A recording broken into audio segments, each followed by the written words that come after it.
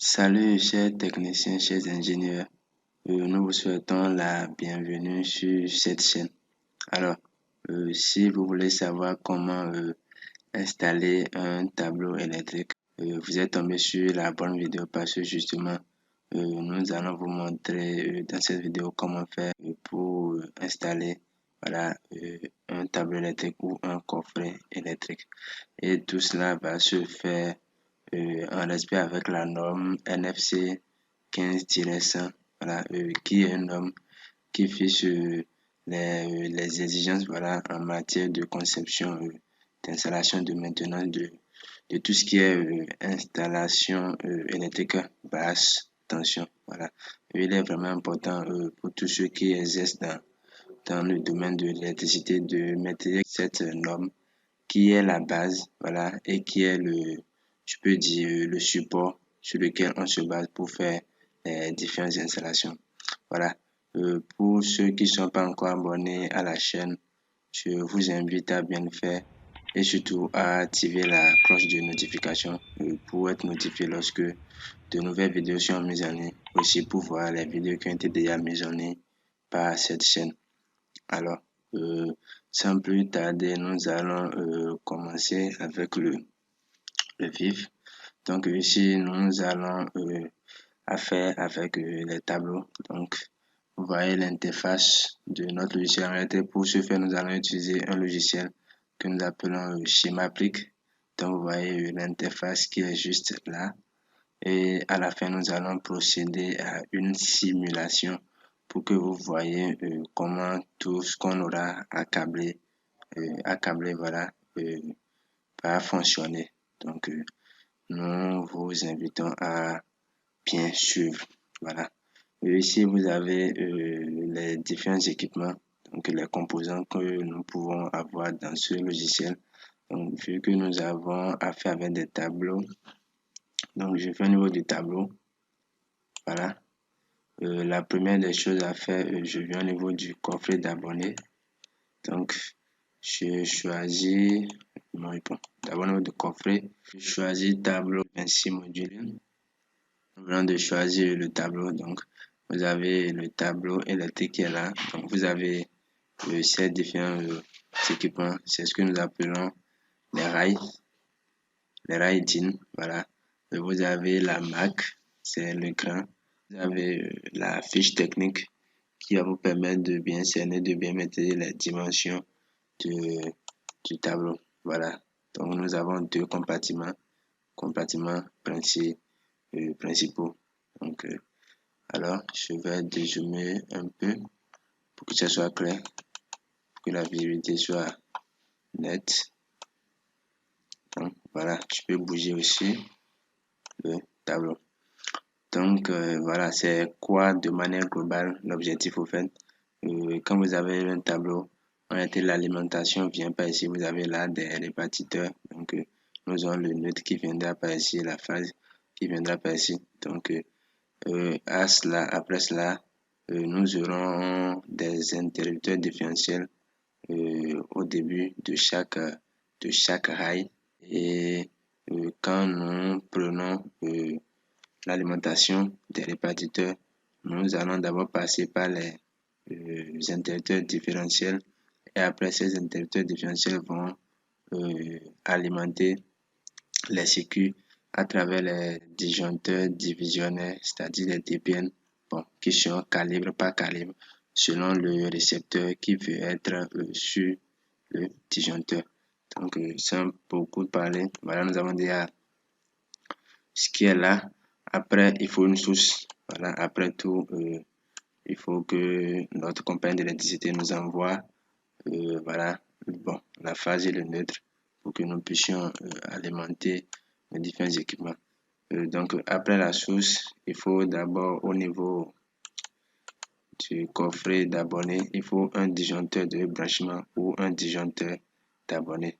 Donc ici, je prends ce disjoncteur d'abonnés avec un calibre de 45 ampères, c'est ça qui est juste là. Donc, vous avez aussi la fiche technique pour vous aider à vous orienter. Après, qui parle de tableau électrique parle de différentes protections. Voilà. Nous aurons donc affaire avec des interrupteurs différentiels. Donc, ce sont les interrupteurs qui vont assurer, je dirais, protéger les personnes contre des risques d'électrisation et tout. Voilà. Nous allons choisir les interrupteurs différentiels bipolaires. Voilà, ça c'est calibre 40 ampères, 40 ampères. Donc ceci serait là, serait posé là. Voilà. Et ceci serait posé là. Donc je peux voir rapidement les calibres. Donc ici, bon, c'est 40 ampères. Nous allons visiter rapidement la norme NFC 15-100. Ici,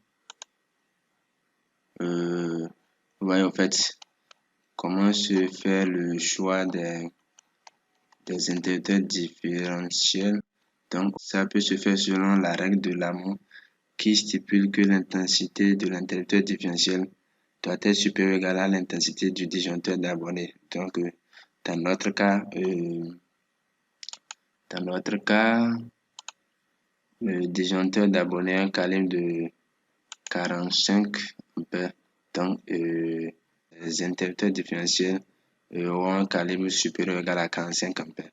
Donc, la seconde règle dit que l'intensité de l'interrupteur différentiel doit être supérieure ou égale à 1 fois la somme des intensités des disjoncteurs pour les circuits spéciaux tels que les converteurs, le chauffe-eau et la prise de véhicules électriques.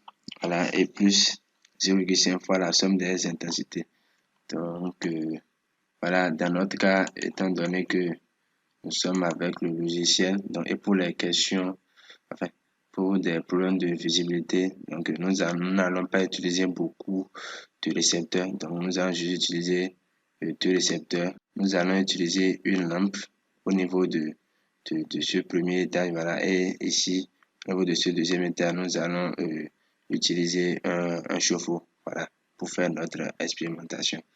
Donc ici, le calibre, conformément aux premières règles de Lamont, donc on peut choisir des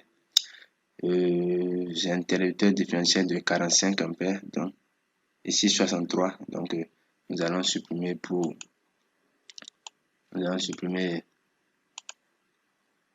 les interrupteurs de 40-40 pour choisir les interrupteurs de 63. Donc ici, nous n'avons pas 45 et consort. Voilà, nous allons choisir les deux.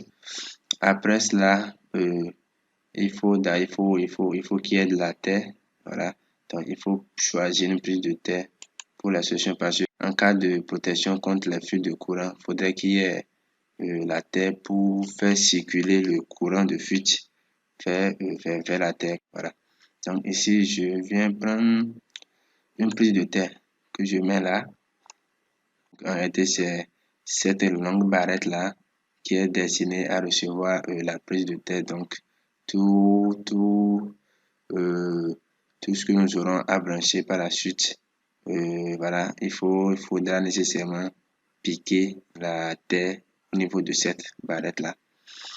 Nous allons toujours continuer et il faut les disjoncteurs divisionnaires, voilà, c'est-à-dire les DPN. Donc nous allons choisir un DPN ici de calibre 16 ampères, ça pour desservir la lampe qu'on aura à utiliser. Et nous allons choisir, enfin, nous allons utiliser un DPN de 20 ampères, le calibre de 16 ampères, donc je change, je mets 20, voilà. Donc c'est déjà modifié, là nous avons C20, là nous avons C16, donc c'est ceci qui va desservir notre chauffe-eau. Après cela, qui parle de protection aussi, parle de parafoudre. Alors nous allons voir où est-ce qu'il se cache. Voilà, nous avons le parafoudre qui est là. Donc je le pique, je le mets là. Et pour installer le parafoudre, il faut nécessairement en fait un disjoncteur pour le protéger. Donc un disjoncteur différentiel. Donc je mets là. Le calibre, c'est C16 16 ampères. Je le change en 20 ampères. Voilà. Et puis, je valide. Je crois qu'est-ce qu'il reste encore. Nous avons déjà la source. Nous passons par le disjoncteur de branchement. Voilà, nous avons ici. Nous alimentons les interrupteurs différentiels. Voilà. Nous partons au niveau des TPN. Et puis, nous avons les récepteurs. Donc, nous avons oublié les récepteurs. Je prends d'abord, voilà, bon, parlons d'eau chaude. Et puis, les hauts éclairage. Éclairage, voilà, j'ai éclairage grand format. Bon, ça n'aime pas, je peux prendre éclairage grand format. Donc, voilà, à peu près, voilà les choix, tous les composants dont on aurait utilisé. Donc, je crois que tout respecte la norme N9C 15-100, qui est vraiment important. On peut encore jeter un coup d'œil. Je vous conseille vraiment de bien analyser cette norme. Voilà. Donc voilà, il y a quelques règles standards qu'il faut respecter. Donc par exemple, pour les circuits d'allumage, il faut au plus 8 circuits, voilà, maximal par interrupteur différentiel, c'est-à-dire, je reviens là pour que vous voyez bien. Donc, vous avez par exemple cet interrupteur différentiel qui sera mis là. Donc, il faut au plus 8 TPN sur cet interrupteur différentiel. Donc, la norme dit en outre qu'il faut au moins 2 interrupteurs différentiels, donc un de type A et l'autre de type AC. Bon, dans notre cas, nous allons utiliser 2 interrupteurs différentiels. Voilà. Le type AC, c'est beaucoup plus pour nos utilisations standards, c'est-à-dire voilà, les lampes, les fours, voilà, les frigos et tout ça. Donc, quand nous parlons d'interrupteurs différentiels de type A, c'est pour des circuits, bon, je te dirais spéciaux qui utilisent en réalité du continu. Voilà. Donc, vous pouvez lire tout ça. Donc, nous allons rapidement continuer. Donc, il ne reste qu'à câbler, qu'à mettre ensemble tous ces différents composants. Et pour ce faire, d'abord, je vais agrandir un peu. Je vais agrandir un peu et puis j'agrandis un peu. Et après,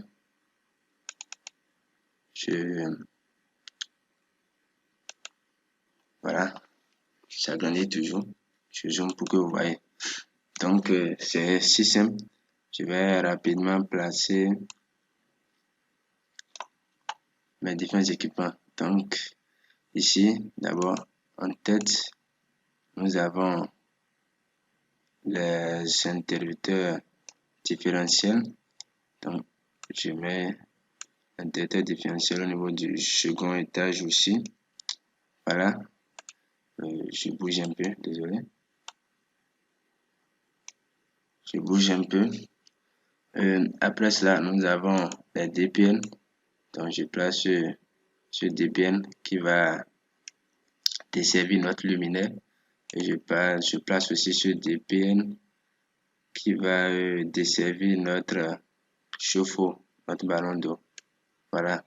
Donc, il faut ensuite mettre en place aussi le paraphone. Et pour cela, il faut d'abord une protection de 20 ampères que je mets là.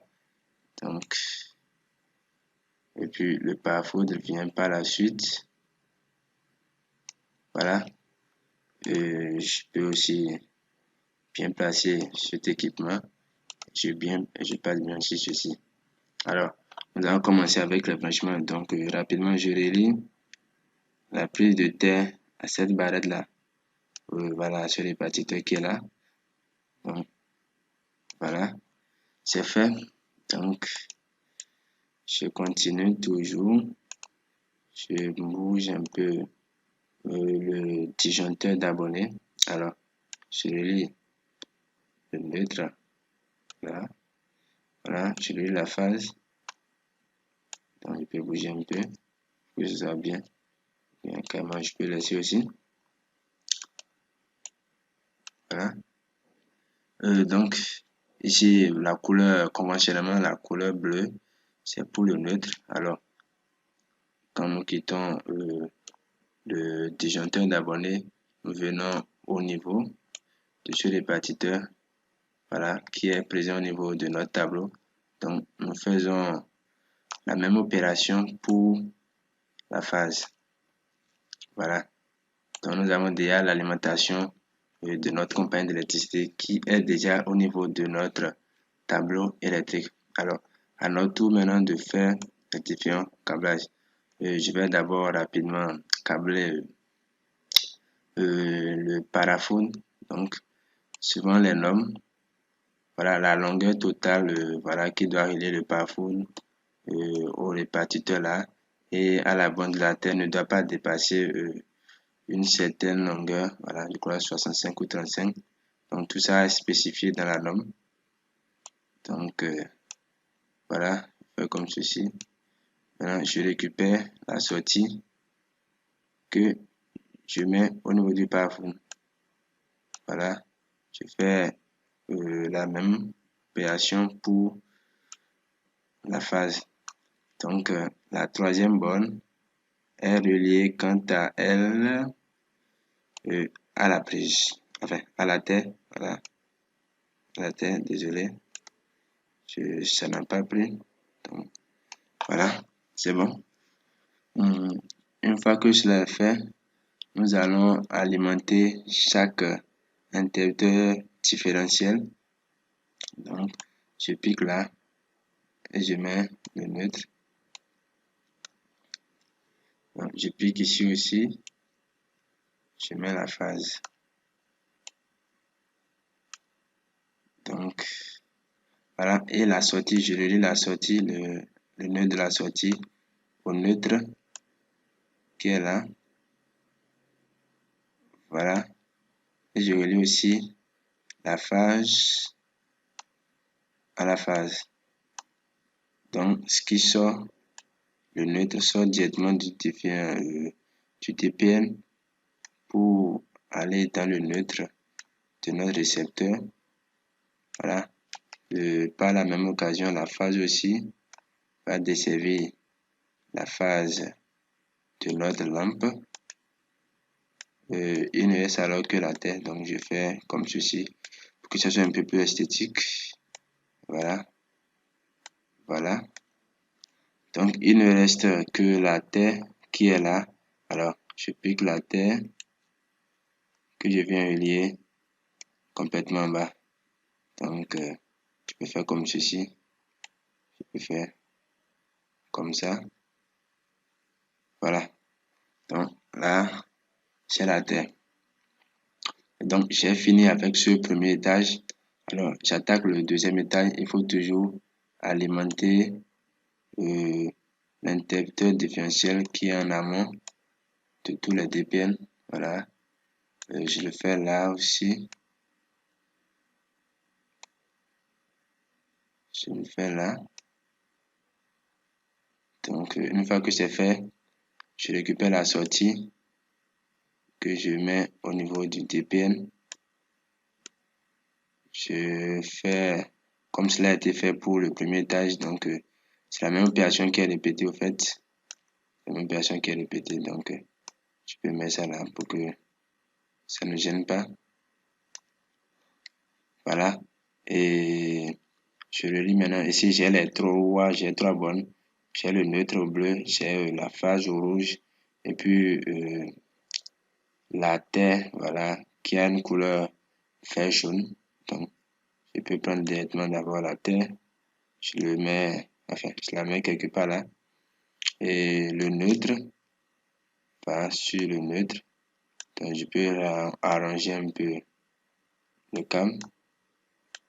Donc, c'est là. C'est là.